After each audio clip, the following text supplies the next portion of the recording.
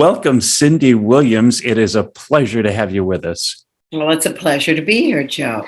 You know, I know you just got off stage. You are rehearsing for your one-woman show, which is, by the way, the West Coast premiere. How is that going? It's going great. It's going great. We don't get to rehearse on the stage. We're over at the Temple Isaiah there in this lovely room that you can rehearse in or be married in. And it's great. So are you telling me something that maybe after the show, then you'll use that place of the temple for something else? That's right. Come on down. You're a big flirt. Yes, I am. Oh, that's good. I like that. And so we actually have some things in common. Oh, so you okay. lived. I always like this. Do you? Okay. This is kind of interesting. So you were born on August 22nd. Correct. That's the day that my wife and I got married. Oh, bravo. Okay. And so we both lived in Oregon. Yes. Where in Oregon? Portland. Me too. Mm-hmm. So I don't know if you were there when I was there at KGW. I don't know. How long were you in Portland? Oh, gosh, you had to ask me. It's been so long. Let me see, Joe. It was, it's been years and years. Has it? It's one of my favorite places on earth. I mean, it was beautiful then. Maybe not so much now. All right. So the other thing, we're both now in the desert. Yes. Okay. And then you starred in Nonsense, and my sister is a nun. Really? Yeah. Well, that is coinky-dink, isn't it? I know. I thought so too. Just kind of fun. Oh, that's wonderful. Yeah. And before I forget, my wife wanted to make sure that I mentioned the movie that you did with Francis Ford Coppola, The Conversation. Right. Absolutely loved it. Why would I love it? And because we're having a conversation. But what was it so special about that movie for you? Oh, it was very mysterious and a lot of fun to watch in that, regard. And because it was Francis, it was just beautiful to look at. And Gene Hackman is brilliant in it. The entire cast is just wonderful. It's just about, it's about people having conversation. This is how Francis told us that he came up with it. He was walking in Union Square one day or thereabouts, and he overheard a part of a conversation that two people were having, and he assumed things about them from the part of the conversation. And then he thought, well, what if I'm assuming wrong? About the, the images and the story in his head from hearing that part of their conversation. And then, ergo, what a great story for a movie about someone who is surveillance on these two people. And he hears the conversation that they're having and assumes one thing when it's really another. And I hope I'm not giving too much of it away for those of you who haven't seen it, but it's really just a brilliant little movie. And they called it, the crew at Zoetrope called it that little movie Francis made between Godfathers. It was between Godfathers. So let's go back a few years. Uh-huh. When did you know that acting, writing, producing, this is what you wanted to do for your life's passion? Well, I talk about that a little bit in the show. When I was a little girl, my father we had a TV, and my father would watch all these comedy shows like Jackie Gleason and Jack Benny and, Milton Berle. And among them was Your Show of Shows with Sid Caesar and Imogene Coca. And as a kid, I watched that and I was mesmerized by it. And I thought, and it made me laugh out loud.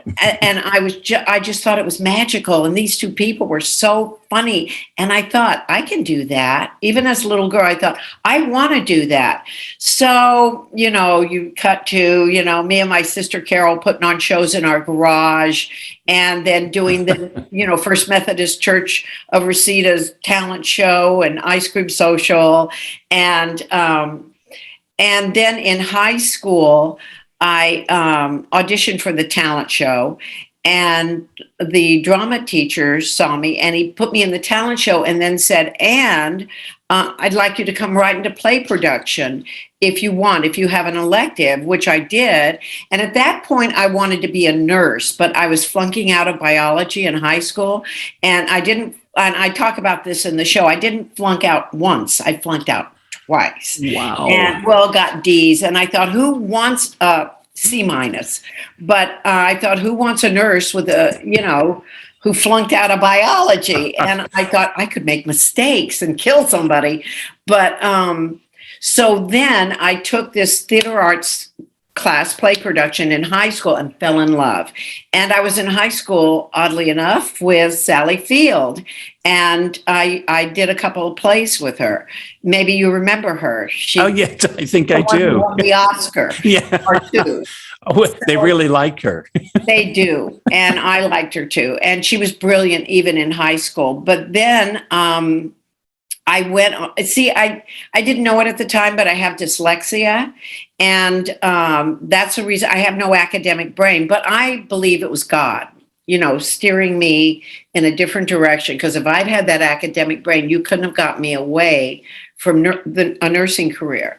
And so I went to Los Angeles City College and joined, and signed up for the theater arts course there, which was the old UCLA theater arts department, which was, I had no idea at the time, so strict, so disciplined. They started out with 236 people, and they told us, we're going to, by the end of the 2.5-year course, there'll be 12 of you left. And there were 13 of us. And I always thought I was the 13th. That's good, though, actually. Yes. When you think about it. Excellent training. Yeah. What is it you like to do most? You are so good at so many things, but is there one thing? Is it the comedy? Do you prefer maybe doing something a little heavier? What do you like best? Well, the old saying, drama is hard, but comedy is harder. I don't know if that's the same. I don't have that quote right, but I love playing comedy. I love playing it. And, I like drama too. I like, I always love a nice dramatic monologue, but just comedy. And since, and I love performing it on stage. And when we did Laverne and Shirley, we had a studio, we had an audience there of about 200 people. And I explained this in my show that we did it like a play. So we'd start at the top and run it all the way through for the audience there. And we'd try not to stop and have to do pickups. We'd save them till later because we wanted the audience to be with us through the whole story and the whole show. And so we really tried to do that.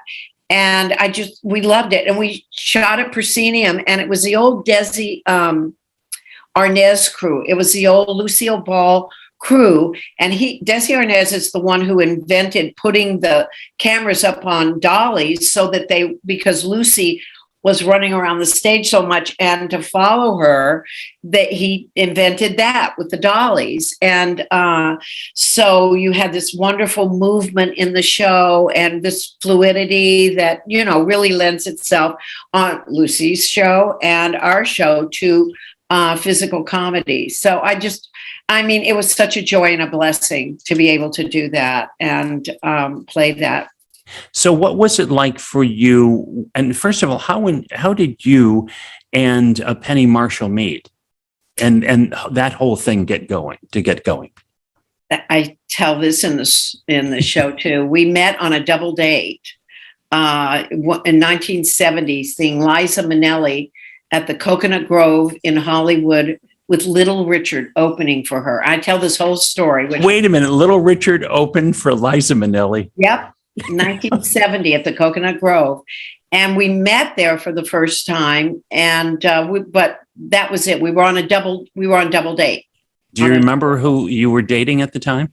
I do. I don't mention them in the show because, they're married to other people. Sure. And not that there was anything going on, lascivious going on, but I just say our dates. Yeah. And so I tell this really fun story about Penny and Little Richard and me, and how that. So then, years and years later, they asked me to write on this for this movie that Francis Coppola was going to be producing for the bicentennial called My Country 'Tis of Thee. And they were, it was a spoof on, the history of America. And they were going to do it in sketches and musical numbers. And they had hired, Steve Martin, Martin Mull, Harry Shearer, Carl Gottlieb, and they hired me and Penny. They hired teams of writers, and we were the girl team. And so that's how we really got to know each other, was writing for that movie. And during that time, Gary, Penny's brother, Gary Marshall, called and said, I've got these 2 parts on Happy Days, these 2 girls, Laverne and Shirley, who date the fleet. And and they Fonzie, they're friends of Fonzie's, and Fonzie sets them up on a double date with him and Richie, which was ironic. I don't really discuss this because the first time we met was on a double date, me and Penny. So anyway, we left our little job for a week and we went over to Paramount and we did this, this episode. We had so much fun. And then we came back and we were writing, and about 2.5 weeks later, my manager called and said ABC saw the episode of Happy Days and they love the 2 characters and they want to spin Laverne and Shirley off into their own show. And then it just snowballed from there. But what a small, tiny world, though, because Really? You are doing that. And then, in American Graffiti, you are the girlfriend of Ron Howard's character. Right. And that's, when I do my show, I want to explain all that, but it's so complex and intricate. I need a day to say, this is what happened next. And this is how Ron and I, and then we just went into this Happy Days episode and I played his date, and as in American Graffiti, which had been a couple of years before, I played his high school girlfriend. So it was just like very heady, in that respect. So it's kind of interesting, though, when all this is happening, and then years later, you realize that, all of these people have become huge stars, from American Graffiti and from Happy Days and from Laverne and Shirley. But at the time when you are going through it, do you realize what's happening in that way? Well, no, Joe, because you're young and, like American Graffiti, we thought we were doing a hot rod movie because it was so low budget and we were just push to get things done. And then about 2 weeks, about 2 weeks into it, George Lucas, whose movie it was, obviously. And he called us all in. He said, anyone who wants to come over to the editing bay and see a 20-minute assemblage of what we've shot so far with music and everything, please come over. So most of the cast went, into San Francisco because we were shooting out in Marin County. And we watched this and our jaws dropped. And Harrison Ford, who was in the movie, said, something like, this is freaking great. And he was right. And we all knew it. We were in something magical that just, had a life of its own. And from then on, we kind of knew we were in, like, as I said, something special.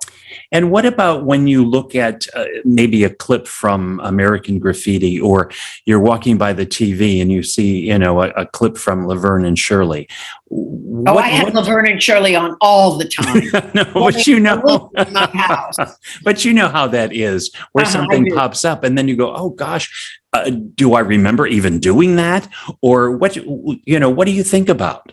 I have clip packages in the show, and there are some of them I actually have a cell memory of doing it, of going through all those moves. And it's years ago, hundreds of years ago. But no, I mean, we never, I'm just now realizing, the impact of all of this. Thank you. Yeah. And I just can't believe it. Like, I auditioned for Princess Leia, and I show that audition tape in the show. Oh, I want to see that. I mean, I really have to, I need a shot of tequila or something before I watch that.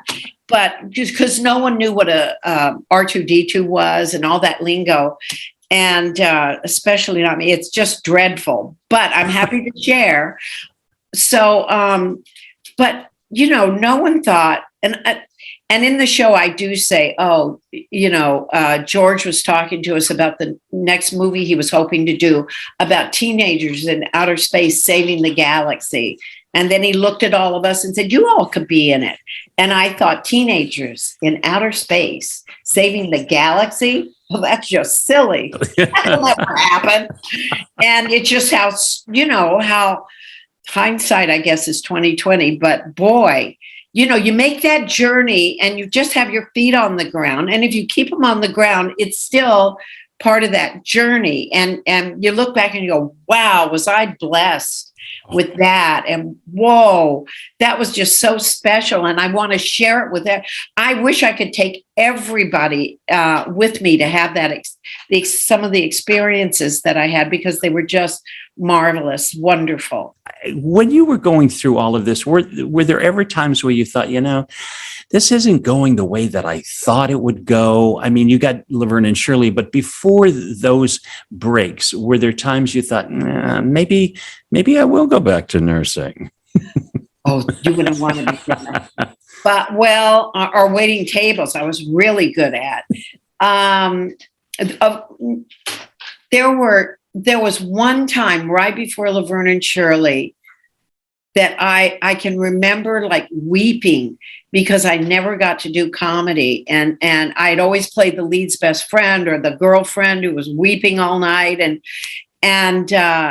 then just overnight, I remember praying and saying, why am I here unless I can do this? Because I know I can do it. And then like overnight, that blessing came upon me. But there were really no times because that I thought, I'm giving this up. Except right before Laverne and Shirley, I thought, I'm going to move back to Eugene, Oregon.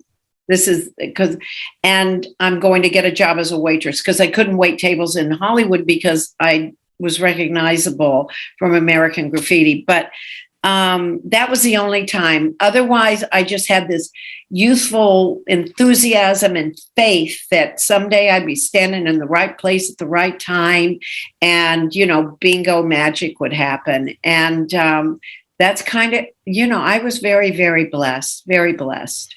And so you've written a book, and Shirley I Jest, which is a great title, but it's ... a storied life. Right. So what does that mean? Well, that's all the stories in my life, all the news that's fit to be printed. It's just stories in my life, and there's nothing, that would, if you're reading it, I just wanted it to be a quick read that made people laugh and made them happy. And so I told all the fun stories, and I have a lot of them. And I just shared all my fun stories. And the only time I tell a story about people who are a tad bit mean to me, because I deleted all that stuff, I leave their names out and I let people guess. Oh, but isn't that true for everyone? I always say that nobody in this life goes unscathed. Everybody has something, I don't care who you are. Absolutely. And that's why I think, when I start to sit on my pity pot, I think about everybody around me. I mean, what can they rely on in this world today? And that's the nurse in me. I want to help everybody. And that's what I said. It's the golden rule. You've got to go to it. And that's the test of faith. It's like Indiana Jones stepping out into the abyss and the rock coming up under the stone coming up, and his foot lands on the stone. And, and that's faith. And we all have to it's a test of faith right now, Joe, a real big old test of faith. Isn't it? And I'm wondering, this whole COVID thing that we are still going through, and it's going to be with us for a while, of how that impacts your life and everyone's life, because I don't know that we really fully understand how it is affecting our life. Well, it affects my life work-wise because, nobody wants to go to the theater, and ergo our discount, because they don't want to come out. My friends don't want to come out because they're afraid they're going to, the new surge and everything. And I think that there's been a little fear-mongering going on, and not that, we don't respect this and take it seriously, but I had it right in the beginning in 2019, and it was not pleasant. I had the, straight from Wuhan to me, or wherever you want to say it's from. And, but I got over it. And I just think that, I don't know. I just think that all the lockdowns and all the stuff with masks and no school for kids, it's just made it worse and worse and worse. And it when we should be having faith, and people should be saying, look, we've got treatments now. You don't have to be scared. And that's what should be good mothering and fathering, for the whole nation and the world. Instead, we're trapped on top of this thing, this sort of Damocles over our heads. We're trapped in a whirlpool of fear. And that's what's really, that hurts. That hurts me for people. And so I was hoping, this would be just a joyful time in the theater, 90 minutes of fun and laughter. But, I neglected to, put into the equation COVID and a surge, and people don't want to come out now. Well, we hope that they do, because, there are protocols that when you get to the theater, the Annenberg, right, is following all of that. Tax card and or a proof of, a test, a negative test, and ID and masks. That's the other thing. You're going to be laughing in your own face because you have to wear a mask. But you know what? If we can laugh, that's a great thing, because that's such an equalizer for everyone. And when you decided to do a one-woman show, is there some fear in doing that? Well, I don't want to scare you. Yes. How will I get along with the cast? That's a Renee Taylor joke. That is a great one, though. That's a great one. She gave me that. She said, yeah, answer that with, I hope I get along with the cast. I answered it at first by saying it's a one-woman show, meaning I'm out there alone, flying by my pants. But there's a lot of clips from American Graffiti, wonderful, interesting stuff, and clips from, like I said, my audition for Princess Leia in Star Wars, and then, of course, Laverne and Shirley stuff that's really funny. With comedy, it seems as though as time goes on, we hear things on sets, and it seems like there's sometimes a lot of drama to make comedy. Why is that? I think it's the process. It's like, I know that our show was like being in a band, because there was a rhythm to it, even with the writers, the producers, the cast, certainly. And there was this rhythm to the show. And if anyone fell out of the rhythm, it wasn't quite the same show. I mean, I can't explain it, but we were all in sync together. But there would be some hard times when we go, well, this script sucks. What are we going to do? And Penny and I would try and rework it. Sometimes we'd bicker among ourselves. Not usually, though, about that. We created really well together. But sometimes with the writers, and there'd be, some knockdown, drag out, operatic, arguments. But most of the time, to get through creation is you dismantle things and you put it back together if it's not working. When I talk about that rhythm and that flow, to get to waiting, hitting that joke and waiting for the audience to laugh. And Penny and I used to, in our rehearsals, we had this litmus paper. And if it didn't make us laugh out loud, then we throw it out. We go for something else that would make us laugh out loud, because we knew that our studio audience, that if we laughed out loud, most likely they were going to laugh out loud. And then it would translate to the home audience. So that was sort of a test we had with rehearsal. And it was difficult at times, Were there times where you kind of maybe you overthought it, that process gets in the way, or no? That was the thing. We never overthought it, because if you start doing that, you go, oh, I'm too scared to do that. Oh, no, we won't do that. We were never afraid of any of us to put our heads on the chopping block and say, let's try it. I remember one time we didn't have anything to do, and there was this kind of strange scene, and we were in the background, and she goes, what should we do? We've got to stay alive back here. And I said, try and burp me. And she said, what? I said, lift me up and burp me. And she didn't. They left it in, and they added a burp into it. But it was just, and it went with the scene, but it made the scene funnier because it made it multi-leveled. And we just do things like that and be stupid like that. But they were things that made us laugh. And that's important. Have you ever been to Milwaukee, Wisconsin? Oh, yeah. Yeah, love Milwaukee. I went for the Bronze Fonz. Do you know? Oh, yes, yes. Oh, yeah, in front of City Hall. Oh, yeah. Well, I lived there for a while. Well, yeah. It's down by the riverside. Yes. So we've lived in Portland, and yes. we lived in Milwaukee. Well, I didn't live in Milwaukee. Well, we have you have a connection to yeah. You have a connection to Milwaukee. That's right. So where did you shoot the open?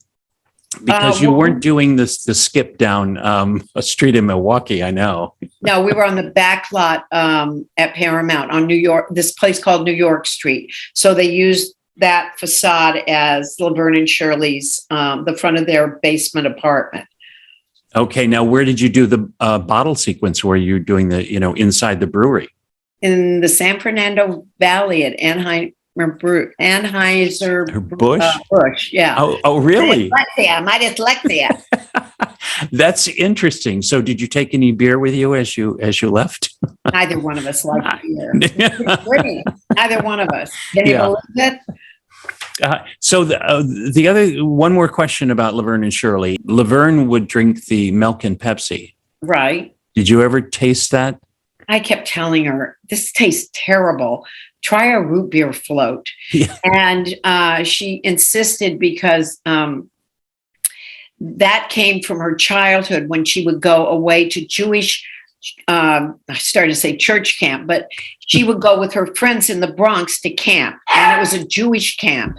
And so when they ate the meal, they couldn't mix the milk with the meat. So she, when she got home, her mother would lay out dinner and she'd give her glass of milk, and Penny would say, no, take that off the table. And so her mother would give her a Pepsi.